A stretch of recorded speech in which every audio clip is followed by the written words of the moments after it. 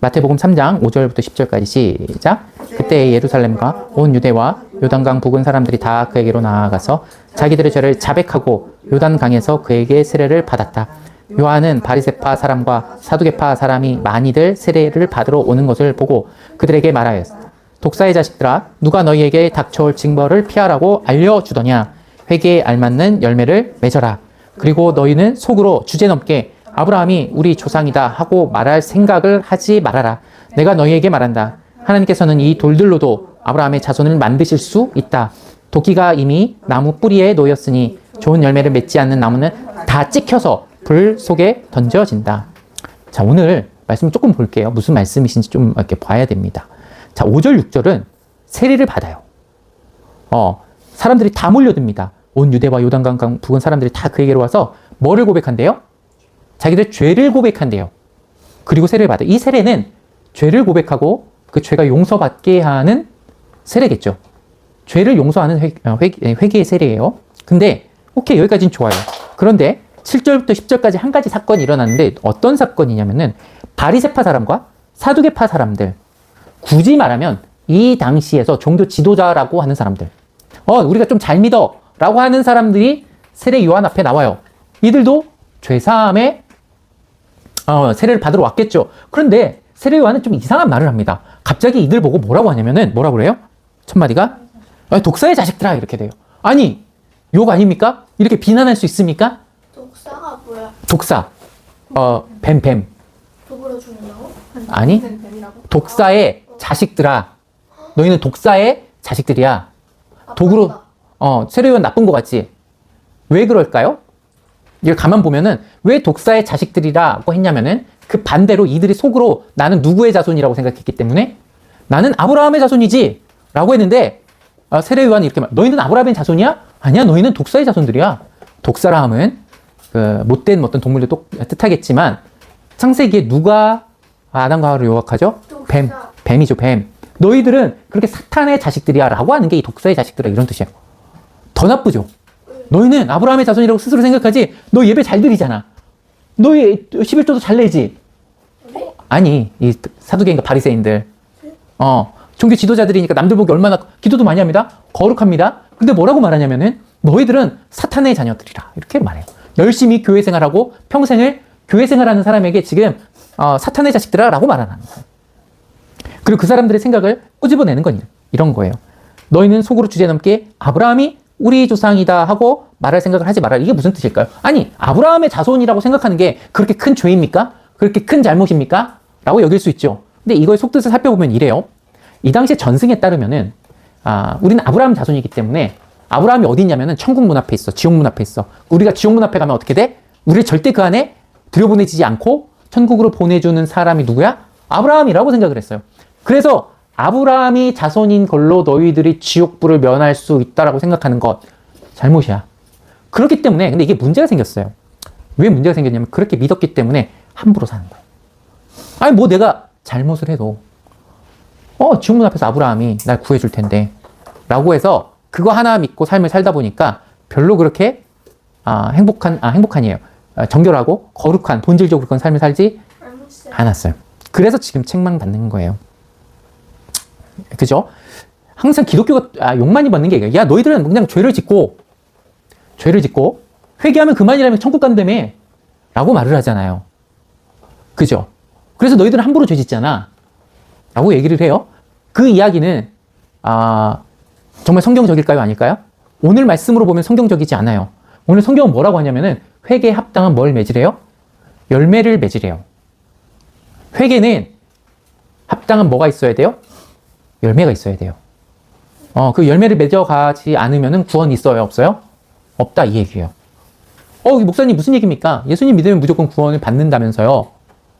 왜 회개에 합당한 열매가 있어야 됩니까? 여러분 성경은 이렇게 말하고 있습니다. 너희가 회개하고 구원을 얻는다 이렇게 돼 있어요. 여러분 복음은 항상 절반만 들으면 안 돼요. 구원은 뭐하고 같이 항상 따라다녀요? 회개하고 같이 따라다녀요. 예수 그리스도를 믿는다는 거는 아까 예수님 타는 그 배 안에 타는 거라고 했죠. 그쵸? 그 안에 타면은 그 안에서 내 마음대로 나쁜 짓 하라고 타는 거예요? 아니면은 아까 우리가 고백했던 것처럼 예수 닮기 원하네 라고 하려고 탄 거예요? 예수 닮기 원하네. 내 모든 삶의 행동 주 안에 있겠습니다. 라는 고백으로 우리가 구원을 받은 거지. 내 마음대로 예수님 아닌 방향의 죄들을 잔뜩 내가 예수님 믿는 배 안에 탔으면서도 내 마음의 해적선을 가지고 그 가운데서 내가 해적 행위를 하려고 탄 거는 아니죠. 이거 잘 우리가 눈여겨봐야 돼요. 자, 그러면은 우리는 회개를 보려고 해요. 먼저 회개 커다랗게 하나 짚고 넘어가서 죄와 죄에 대한 싸움과 회개를 보려고 하는데, 여러분, 우리는 회개하기가 쉬울까요? 어려울까요? 매우 어려워요. 왜 그렇죠? 죄가 그래요. 죄의 특성은 뭐예요? 자, 우리 죄의 특성은 뭐예요? 라고 하면 여러분, 성경에 수많은 예가 있지만 제가 항상 한 가지만 얘기하는 이유, 여러분 이것만은 반드시 기억하고 멀어지는 건데, 그 예비된 사건은 아담과 하와라고 뭐라고 그랬죠. 그죠? 여러분, 성경에 죄가 수없이 많지만 아담과 하와를 잠깐 보세요. 하나님과의 선악과는 하나님과의 단절을 뜻하기도 했지만 그들이 죄를 졌을 때 생각을 해보란 얘기예요. 너희들이 어딨니? 라는 말에 아담과 하와가 맨 처음에 하는 거는, 그들이 죄를 짓고 맨 처음에 하는 건 뭐냐면 숨는 거예요. 죄는 자기를 드러내요, 숨기게 해요? 계속 숨기게 합니다.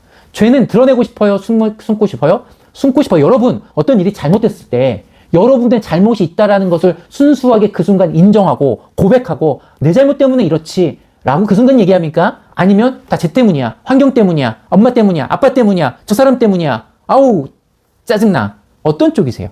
아, 이건 내가 잘못한 일이구나, 내가 못한 일이구나 라고 죄에 대해서 당당하게 밝게 나를 드러내는 편입니까? 누구도 그렇지 않습니다. 우리는 죄를 어떻게 숨기는지 아십니까?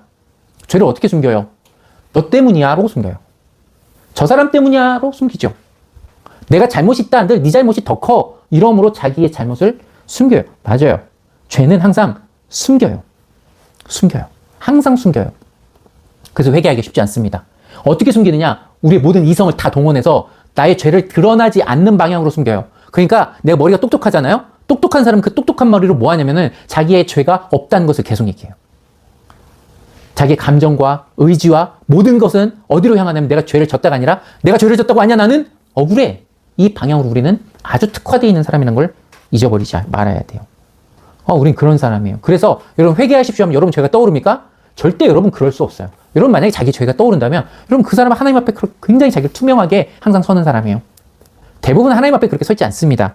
그래서 회개하라고 하잖아요. 회개가 너무너무 막막해요. 왜 막막한지 아십니까? 내 죄가 보이지 않기 때문이죠. 내가 잘 숨겨놨어요. 어느 때든지 내 죄를 인정하는 게 아니라 그냥 숨겨놓고 덮어놓고 지나갔어요. 그래서 회개합시다 하면 너무 힘든 거예요. 오늘 바리새인과 사두개인들처럼, 바리새인과 사두개인은 어떻게 자기 죄를 숨깁니까? 내가 아브라함의 자손이지 라는 생각으로 그 죄를 숨겨요. 죄를 드러내야 되는데 죄를 어떻게 한다? 숨겨요.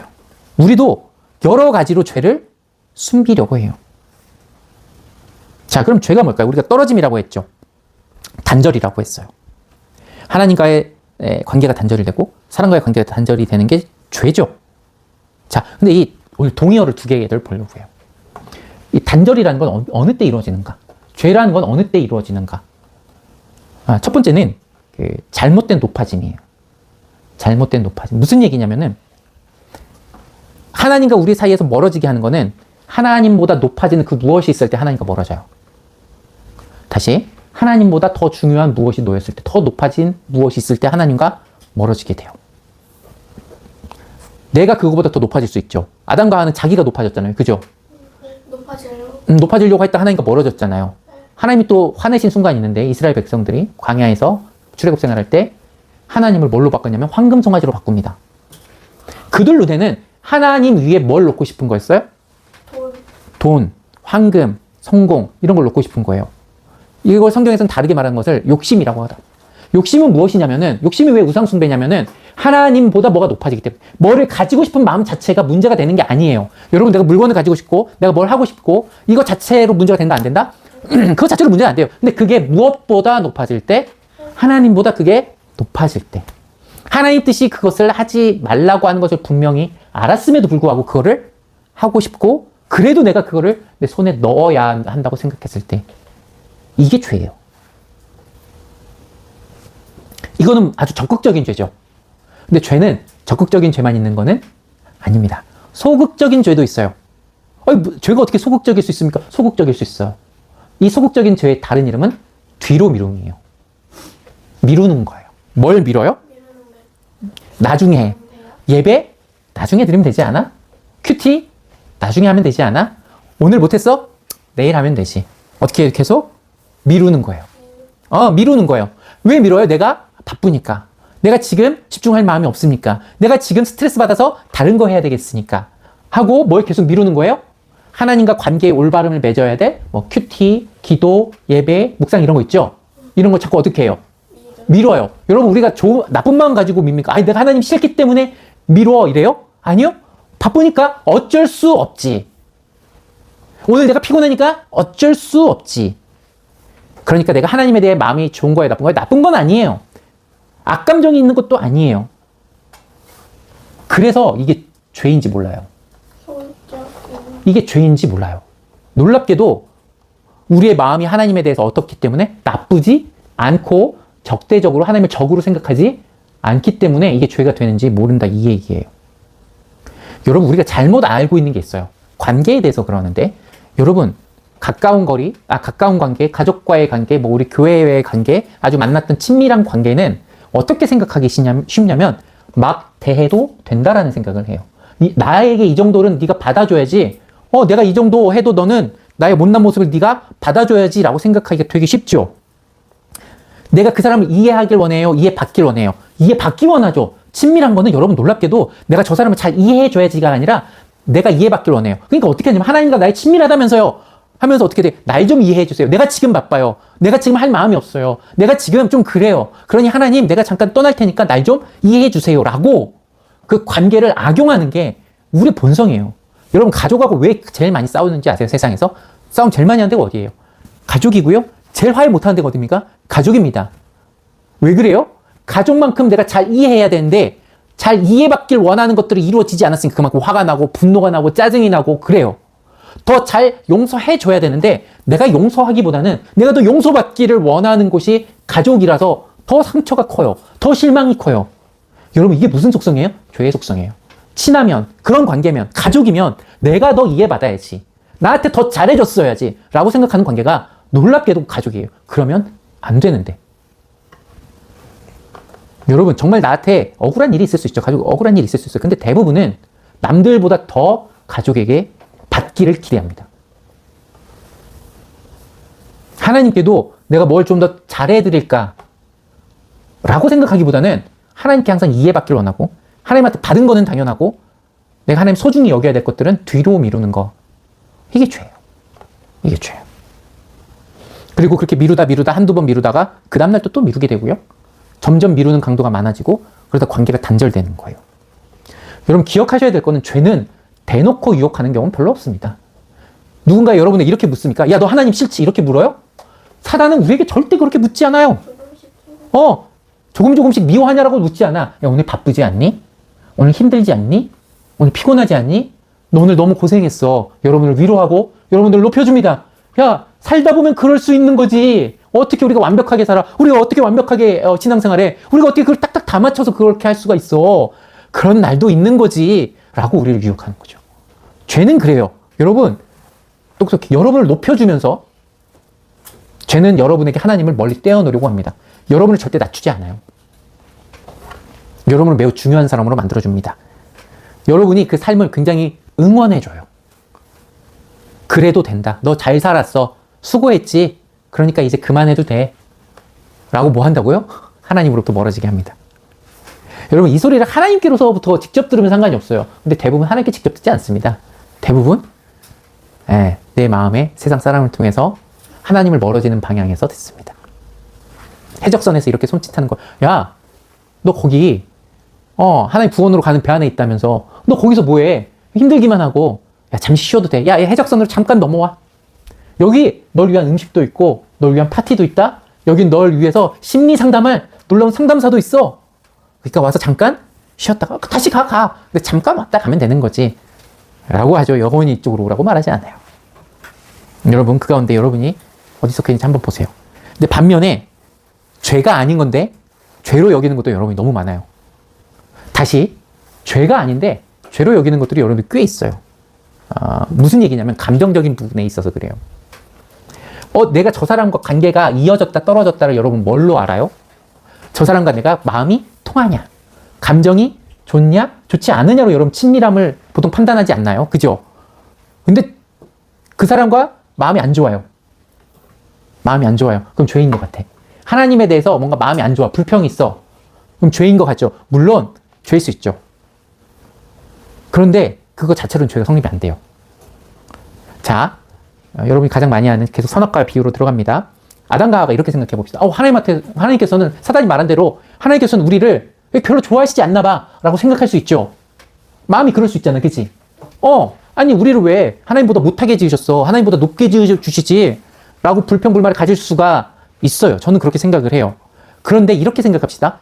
그렇다 할지라도 우리가 선악과를 먹으면 안 되지. 그러니까 선악과를 안 먹는데 좋은 마음으로 안 먹는 게 아니라 올바른 일이기 때문에, 그것이 안 먹는 게 좋은 일이고 올바른 일이기 때문에 내가 안 하려고 해요. 입 밖으로 내려고 하지 않아요. 행동을 옮기려고 하지 않아요. 그래도 그러면 안 되지 라고 멈추려고 해요. 어쨌든 여러분, 그게 친밀함이에요. 친밀함은, 관계 연속성은 감정보다는 태도고 올바름이에요. 올바름에 더 가까워요. 올바름에.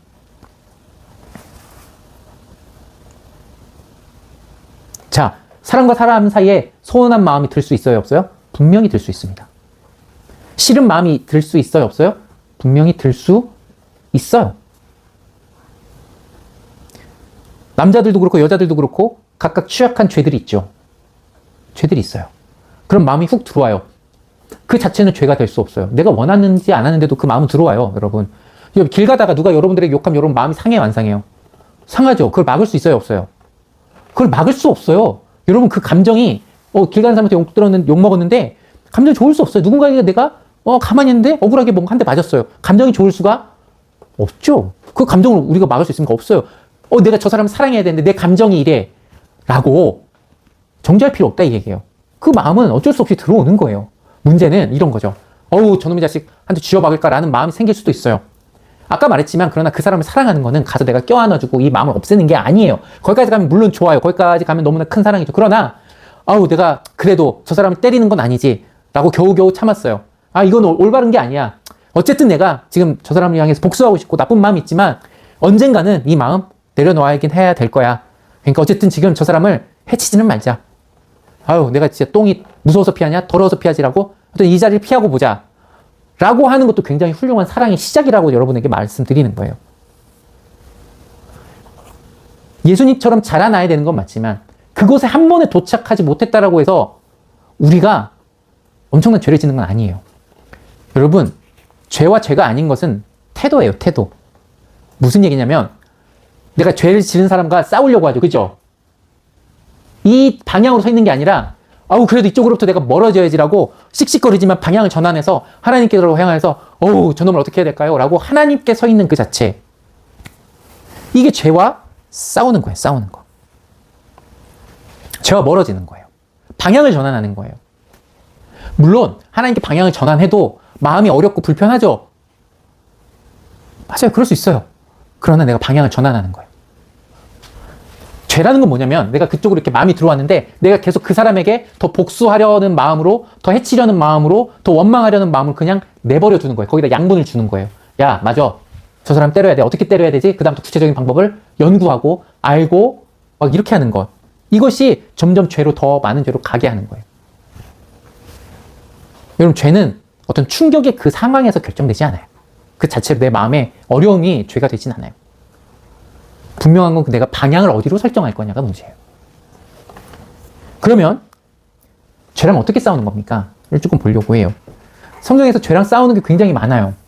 그런데 우리가 대표적으로 할 수 있는 게 시편 1편 2장과 시편 119편 23장인데, 이 두 가지는 서로 다른 맥락이지만 같은 걸 하고 있습니다. 우리 다 같이 읽어볼게요. 두 개 다 같이 읽어보겠습니다. 시작. 오로지 주의 율법을 즐거워하며 밤낮으로 율법을 묵상하는 사람이다. 고관들이 모여 앉아서 나를 해롭게 할 음모를 꾸밉니다. 그러나 주의 종은 오직 주의 율례를 묵상하겠습니다. 자, 시편 1장 2절은 어떤 맥락에서 쓴 거냐면, 복 있는 사람이 누굽니까? 행복한 사람이 누굽니까? 라고 했을 때 주의 율법을 즐거워하며 밤낮으로 율법을 묵상한다고 그러죠. 여러분, 묵상이라는 이 원 단어가 뭔지 아십니까? 낮은 소리로 이렇게 중얼거리다라는 뜻이에요. 그러니까 우리가 사도신경 같은 경우, 주기도문 같은 경우 있잖아요. 하늘에 계신 우리 아버지요, 이름이 거룩히 여김을 받으시오며 나라가 임하시오며 이렇게 계속 이것들을 반복하는 거예요. 주의 말씀을 보고 계속 암기하듯이 반복하는 거예요. 왜 그럴까요? 자, 두 가지 면에서 봅시다. 해야 될 거. 그것도 있어요. 근데 내가 말했죠. 아까 방향을 정해야 된다고 그랬죠. 충격을 받았어요. 나쁜 일을 겪었어요. 그럼 내가 방향을 정해야 돼요. 내가 이쪽을 방향을 전환하고 싶죠. 하나님께로 방향을 정하고 싶잖아요. 그런데 내가 애써가지고 이쪽으로 방향을 전환해야지 라는 그것으로 방향이 잘 전환돼요? 안 돼요? 전환이 안 돼서 그래요. 자, 무슨 얘기냐면 첫 번째, 이 사람과 사이가 나빠요. 그러면 이쪽으로 하나님께 방향을 전환을 해야 되잖아요. 그죠? 그럼 이쪽을 보면서 나를 원망하게 한 그 사람을 보면서 나이가 사이 나쁜 그 사람을 보면서 내가 방향을 전환하려면 방향이 전환이 돼요? 안 돼요?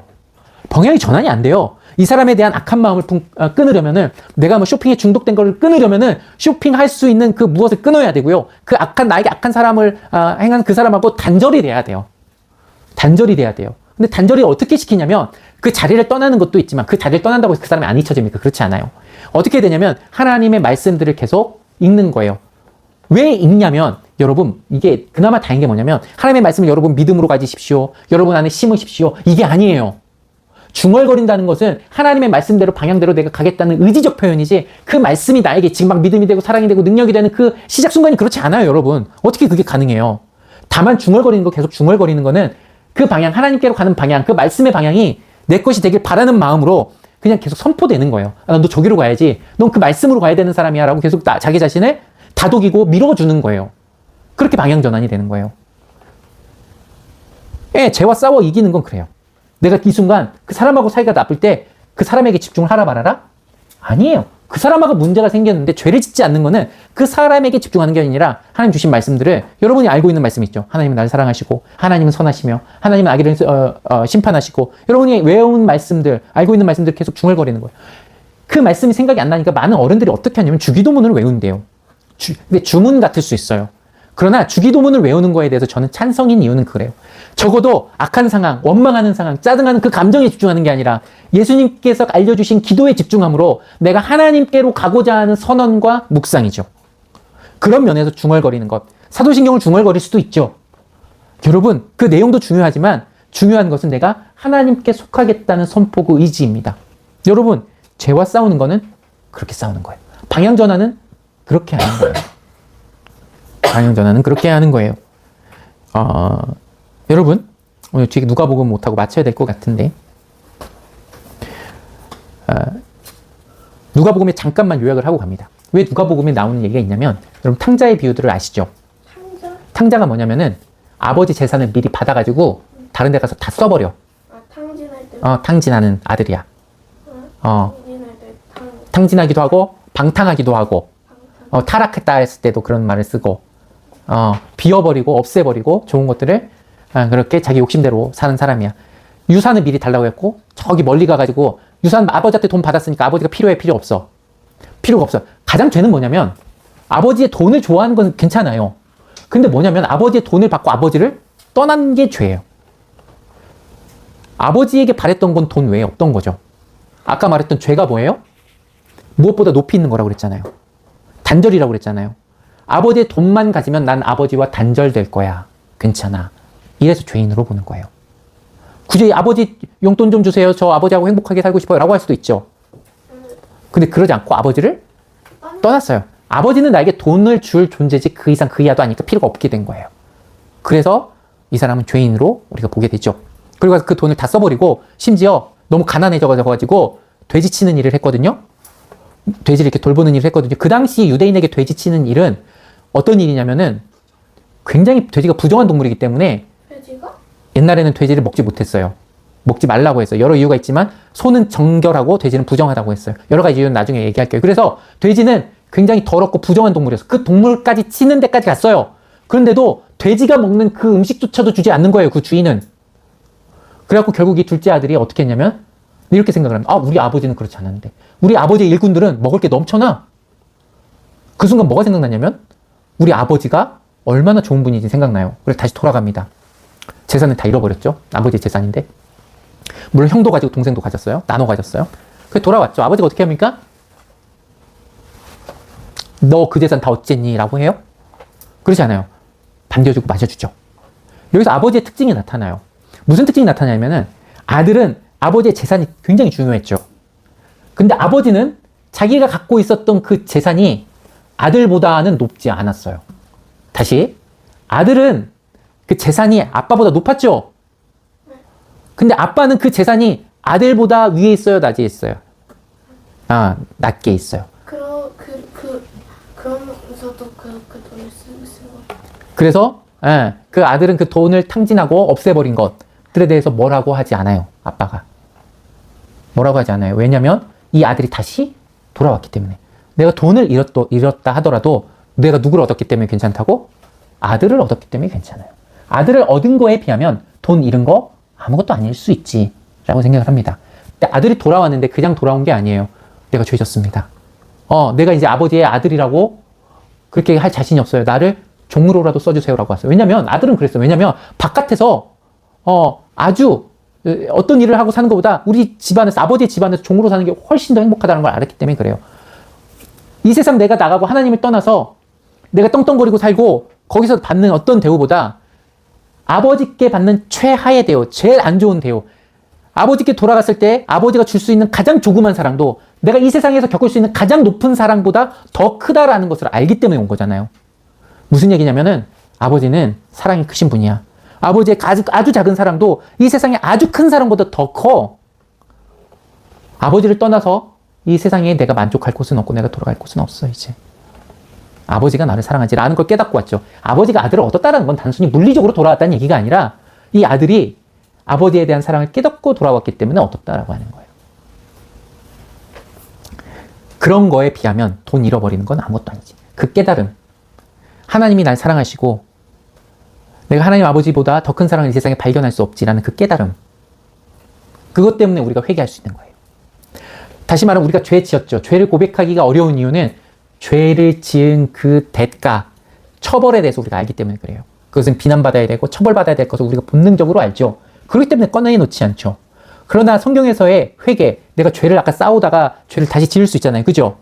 그럼에도 불구하고 회개할 수 있는 이유는 그곳에서 나를 바라보시는 하나님께서 내 죄에 대한 그 대가들을 대신 져주시고 그것에 대한 징벌의 무거움을 피하게 해주시고 다시금 나를 자녀로 받아들여 주신다는 확신이 있기 때문에 죄를 드러내놓을 수 있게 되는 거예요.